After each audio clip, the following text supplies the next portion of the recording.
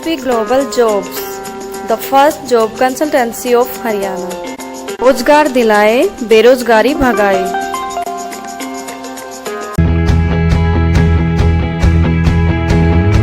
रेवाड़ी के sector 3 complex market में भाजपा प्रत्याशी लक्ष्मण यादव का जोरदार स्वागत किया गया। सेक्टर 3 मार्केट के प्रधान पवन शर्मा और वार्ड पार्षद राजेंद्र सिंघल सहित अन्य आयोजकों ने लक्ष्मण यादव का जोरदार स्वागत किया। मंच पर अजय पाटोदा, नगर परिषद चेयरमैन पूनम यादव, पूर्व नगर परिषद प्रधान विजय राव, चेतराम सैनी, नगर पार्षद सतेंद्र उर्फ लड्डू, पार्षद निहाल, दीपा भारद्वाज, पवन शर्मा, राजेंद्र सिंघल, एडवोकेट कुसुमलता, बलजीत यादव भी मौजूद रहे। मंच संचालन पार्षद भूपिंदर गुप्ता ने किया। श्री राजेंद्र सिंघल जी, पार्षद कुसुमलता एडवोकेट जी, श्री दीपक मंगला जी, श्री अजय पटोदा जी, श्री अमित यादव जी, श्री सुरेश सैनी जी, श्री मुकेश जी, श्री दीपा भारद्वाज जी, श्री भूपेंद्र गुप्ता जी, श्री पूर्व प्रधान श्री विजय राव जी,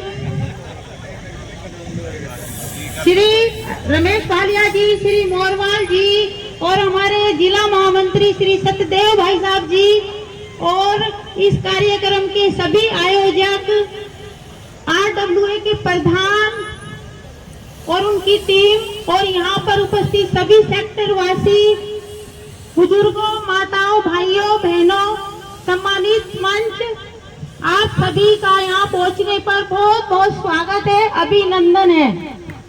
सबसे पहले मैं इस कार्यक्रम के आयोजक श्री प्रोफेसर OP यादव जी को, OS यादव जी, श्री OS यादव जी, श्री हरपाल यादव जी, श्री अमर सिंह यादव जी, श्री राम सिंह यादव जी और श्री राजेंद्र सिंघल जी को बहुत बहुत बधाई देती हूँ और उनका दिल की गहराइयों से धन्यवाद करती हूँ कि इन्होंने इतना अच्छा आयोजन किया और हम सबको फूल माला और पगड़ी पहनाकर सम्मानित किया। उनका बहुत बहुत आभार। आज हम सब आपके सामने अपने विधानसभा के प्रत्याशी श्री लक्ष्मण यादव जी के लिए वोटों की अपील करने के लिए आप सबके सामने आए हैं। मैं आपको बता दूं कि हमारे भाई साहब श्री लक्ष्मण यादव जी बहुत ही सरल, सहज और आपस में मिलजुल कर रहने वाले बहुत ही अच्छे इंसान हैं और वो पहले कोसली के विधायक रह चुके हैं।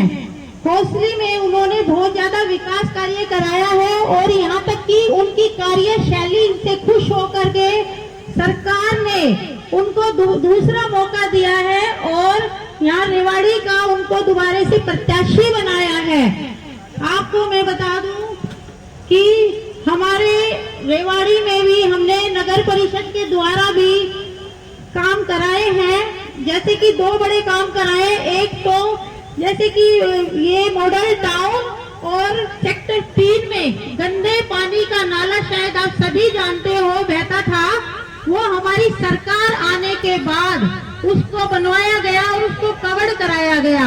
यहाँ तक कि पहले सेक्टर में 2 डिस्पोजल कुएं हुआ करते थे, वो भी हमारी सरकार के आने के बाद यहाँ पर लोगों ने बदबू के मारे जीना दुश्वार हो रहा था और लोगों ने पुरानी सरकार के टाइम से ही 45 सालों से लोगों ने धरने भी दिए, प्रदर्शन भी किए, लेकिन उसके बावजूद भी वो समस्या जो कि तो बनी हुई थी और हमने नगर परिषद के द्वारा हमारी सरकार आने के बाद गड़ी बोलनी रोड पे लाइन डलवाई गई ताकि इन समस्या का निजात हो पाए और लोगों को खुली हवा में सांस लेने का लिया जा सके। मैं यही कहूंगी और प्रदेश में भी जब हमारी सरकार बनने जा रही है तो हमारा विधायक भी अपनी ही पार्टी का होना चाहिए। तो मैं यही कहूंगी कि आप सबको कि आने वाली 5 तारीख को कमल के निशान पर ही बटन दबा करके मोहर लगाएं, क्योंकि हमारा विपक्ष का विधायक होने के कारण हमारे जो जिस गति से हमारे इस सभा में उपस्थित भारतीय जनता पार्टी के प्रत्याशी भाई लक्ष्मण सिंह यादव जी, हमारे भारतीय जनता पार्टी के मंडल के अध्यक्ष भाई दीपक मंगला जी, नगर परिषद के चेयरपर्सन बहन पूनम यादव जी, आज के कार्यक्रम के आयोजक भारतीय जनता पार्टी के सभी कार्यकर्ता और मेरे सामने यहाँ सेक्टर 3 के जो प्रबुद्ध नागरिक जो यहाँ बैठे हैं, आप सबका मैं हार्दिक स्वागत और अभिनंदन करता हूं। साथियों, हम जिस देश में रहते हैं वो विश्व का सबसे बड़ा लोकतांत्रिक देश है और इस देश की ये खूबी है कि हमारे प्रत्येक नागरिक को ये एक अधिकार है कि वो अपने नुमाइंदों को चुन सके, चाहे वो वार्ड का हो, चाहे वो विधायक हो और चाहे वो एमपी हो, जिससे देश की सरकार बनती है। और के सभी सम्मानित बुजुर्गों, नौजवान साथियों, मातृशक्ति सम्मानित मंच, मेरे से दूर के वक्ताओं ने लगभग पूरी तरह स्पष्ट तौर पर बता दिया कि आने वाली 5 तारीख को विधानसभा के चुनाव है। हमारे यहाँ से प्रत्याशी भाई लक्ष्मण सिंह हैं जो सेक्टर 3 में भी निवास स्थान था पहले, अब सेक्टर 4 में रह रहे हैं। तो आपकी सेक्टर 3 सेक्टर 4 आपस में नजदीक हैं, बिल्कुल भारी नहीं, अच्छे स्वभाव के हैं। तो मेरा तो आप सबसे अनुरोध है कि 5 तारीख को ज्यादा से ज्यादा मतदान करें भाजपा के पक्ष में। भाई लक्ष्मण यादव को धन्यवाद। आप लगभग 1.5 घंटे से बैठे हैं, ऐसे हमारे भाई लक्ष्मण सिंह यादव, धन्यवाद।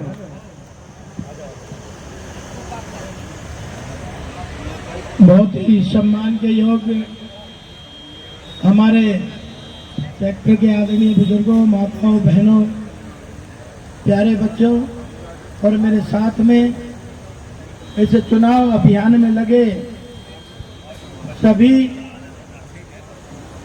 पार्षदगण, हमारी चेयरपर्सन पूनम यादव जी, यहाँ के पार्षद भाई राजेंद्र सिंगल जी, मेरे साथ में चल रहे भाई अजय पाटोदा जी, हमारी पार्षद कुसुमलता जी, पूर्व चेयरमैन भाई विजय राव जी, इस मंडल के अध्यक्ष दीपक यादव मंगला जी, हमारे पार्षद भाई सुरेश सैनी जी,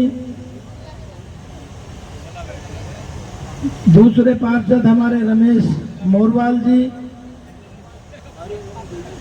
अजीत यादव जी, पार्षद हमारे भूपेंद्र गुप्ता जी, मुकेश कुमार जी, सतदेव यादव जी, अमित यादव जी और हमारे पार्षद भाई मुकेश वर्मा जी, लाजपत यादव जी, रमेश भालिया जी, हमारे पार्षद पवन शर्मा जी, सेक्टर 3 मार्केट के प्रधान, सुरेश सैनी जी हमारे पार्षद और राजेंद्र पटेल जी और आपके RWA के प्रधान भाई यशपाल जी, पूर्व प्रधान सरस्वत जी, भाई रविंदर जी, भाई विकास जी, भाई बलजीत जी और आज के इस कार्यक्रम के आयोजक बहुत सारे नाम हैं, OS यादव जी, राम सिंह जी, अमर सिंह जी, वैसे तो सारे ही हैं क्योंकि बिना सारे आयोजक हैं, इसलिए पहले तो मैं सबका धन्यवाद करता। अब ये पैदा भी नहीं हुए, पहले तो हम रेवाड़ी में निवास करते हैं, इनके गंडा डोरी भी नहीं मिले थे पैदा होने के लिए, उससे पहले से रेवाड़ी में रह रहे कि नहीं रह रहे। और भाई राधा कृष्ण मंदिर, आर्य समाज मंदिर, ये उस समय की देन है कि नहीं है। आज पूनम जी कह रहे थे हमने ये शिफ्ट सीवर यहाँ से किया, तो उस समय तो हम कोर्ट में इसकी लड़ाई लड़ रहे थे कि नहीं लड़ रहे। और हम अकेले प्रधान नहीं रहे भाई, सरस्वती जी, मैं भी RWA का प्रधान था यहाँ का। तो बहुत लंबे समय से, पर मेरे प्रतिद्वंदी कहते ये बाहर का है। मैंने कहा भाई 2009 से पहले कप्तान साहब लड़ते थे, वो बावड़ हल्के में सारनवास गांव था कि नहीं बाहर का, बताओ था कि नहीं। और 4 महीने पहले राज बब्बर जी आए थे, वो किसके बुआ का छोरा था, उसका एड्रेस है तारगना, जिसके लिए ये वोट मांग रहा था, है क्या? नहीं है ना।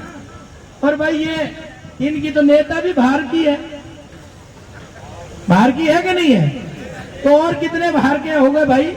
छाछ बोले तो बोले, छाल नहीं बोले जिसमें 70 छेक है। देखो भाई, ये जनता जनार्दन अगर मुझे आशीर्वाद देगी तो मैं वाक्य में ही बाहरी हूँ। इसमें तो कोई सोचने की जरूरत ही नहीं है। और लेकिन एक बात और कहना चाहूंगा, अगर मैं तो कोसली का विधायक होते हुए 365 दिन में से 250 दिन रेवाड़ी में सोया हूं। सोया हूं कि नहीं सोया हूं? कभी दरवाजे बंद मिले सरस्वती जी, अमर सिंह जी? और ये नाले की बात कर रहे हैं, तो भी कोई काम रुकने दिया जो मेरे पास आए। तो इसलिए मैं ये कहना चाहता हूं, अगर भाई मैं तो अपना 5 साल का हिसाब दे दूंगा, लेकिन ये अपना 50 साल का हिसाब दे दे। 3-3 पीढ़ियां बनी है ना, दादाश्री, बेटाश्री, फिर पोताश्री, और नहीं लागे रहे तो भाई चौथा भी तैयार हो रहा है, चौथी पीढ़ी भी। तो इसलिए मैं ये कहना चाहता हूं, हम 5 साल का हिसाब अपना लिख के लाए हैं, जिसमें 2 साल कोविड भी था, 1 साल किसान आंदोलन भी था। भाई ये 50 साल का हिसाब दे दे, अगर हमारा काम अच्छा लगे तो हमें आशीर्वाद दे दे। और इनके यहाँ तो कोई दूसरा टिकट भी नहीं मांग सकता है। ये तो कब्जा करके बैठे हैं, कोई दूसरा हिम्मत भी नहीं करता, कोई कर सकता है। लेकिन हमारे यहाँ तो 10-10, 15-15 लोग टिकट मांग रहे थे। ये एक अलग बात है कि किसकी दुआएं कहाँ लग जाएं। तो एक ने लड़ना था, लेकिन यहाँ तो स्कोप है पार्टी में तो, लेकिन भाई कांग्रेस में तो नहीं है। किसी का आ सकता है क्या नंबर?